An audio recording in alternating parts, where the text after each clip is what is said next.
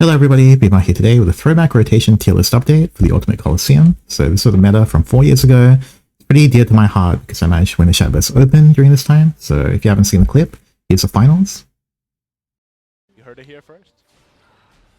And all these fonts is about to get strong. It's not technically lethal, but it might as well be. This is Wait, no, it is lethal because he has Yeah, it's Ghoul. heal. Yeah. He has Ghoul. Just eat one of them foxes up. Ghoul is in hand. Ghoul makes this lethal. That's pretty smart, actually. That's why you run Ghoul, man. I guess so, yeah.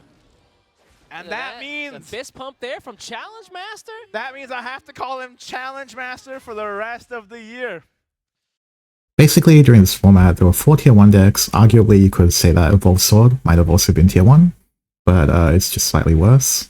But essentially, Roach Forest is the first deck we'll be covering. So basically, the main concept is you want to play Rhinos Roach as many times as you can until it gets a Storm effect.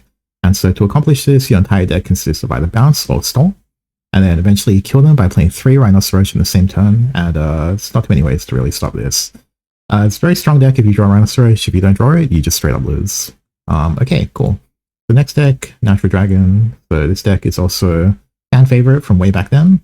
Essentially, you just want to stack trees in your grave, and the Vordain does more and more burn damage, the more trees you have in there. And eventually you finish them up with Vordain Leader Effect plus Dark Mist and Dragon. A fairly consistent and strong deck. Next one is Kuon Rune. So this is also very, very popular, and I think the original iteration of Kuon.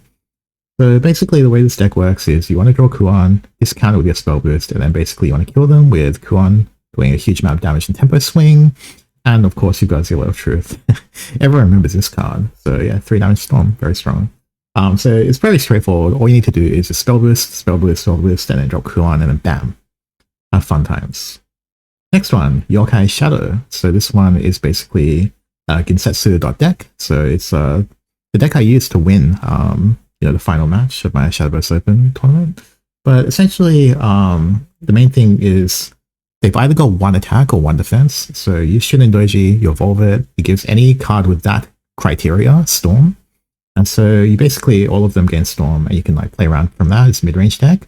But you basically finish them off when you play Ginsetsu. So with Ginsetsu, the way this works is it starts at 1-9, but every time the Fox dies, it gains +2, and then it can also drain. So it's a very strong like deck in the late game.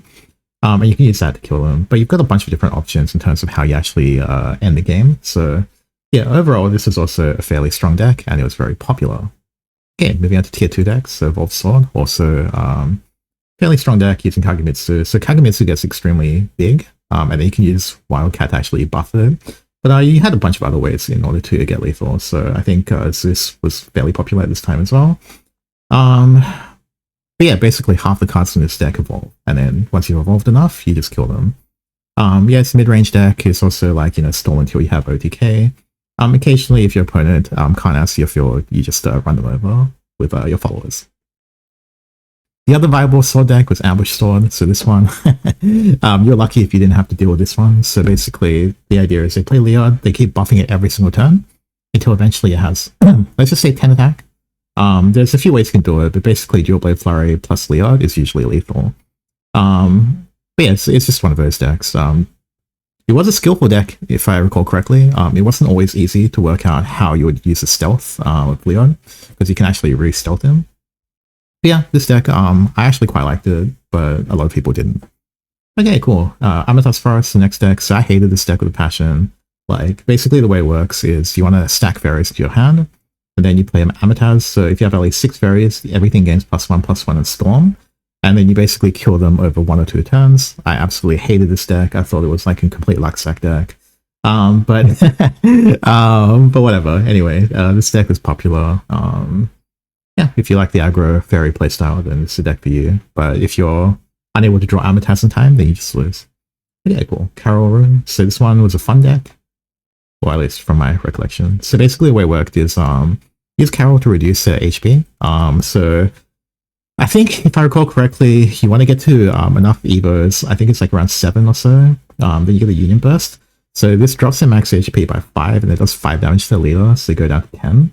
And then basically Riley is usually lethal after that, if you've got enough trees. Of course, you can play around with it in a few different ways, but the main issue with this particular deck was there was no way really to deal with it if you drew all of your Rileys. Like, you draw all of your rallies, you usually just lost the game. But overall, it's a fairly consistent deck outside of that. And it's straightforward too. Like if you like that kind of deck. Okay, Landmark of Forest. So this one, I don't remember this being particularly great, actually. I swear there was like a version of this with Terraform or something. But anyway, the main concept is you wanted to play the 2/2 guys. So all of these guys give you a token that makes you play Greenwood Guardian. And then once you played enough Greenwood Guardians, they gain more stats. And then eventually you can use Limaga, who invokes into the field and has Storm. So it's very much a mid-range tempo deck. And it's a quest deck as well. And then Hades Shadow. So this deck I actually thought was really sleeper OP. I don't know why it wasn't very popular in Japan. It wasn't really popular in the Western scene either, but this is how I learned about a guy called like Justin or something. Like he's a popular streamer. And this is when I was first learned of him. This deck was like a high skill cap, very high ceiling deck. So I do recommend this if you're looking for something kind of spicy, a little bit out of the ordinary, and potentially secretly OP. So that's Hades Shadow. And then apart from that, we've got Alana Haven and Aggro Blood. Look, honestly, neither of these decks are very good, but unfortunately, they're your only real options if you wanted to play Blood or Haven. And that's it. That is it for the Ultimate Coliseum meta. So if you want to check out all the deck lists, you can obviously go to shadowversemaster.com. We might be doing some more of these in the future, so make sure to like and subscribe, because all of the content on this channel will be very educational, hopefully, and give you the updates that you want to see. So I'll see you guys next time.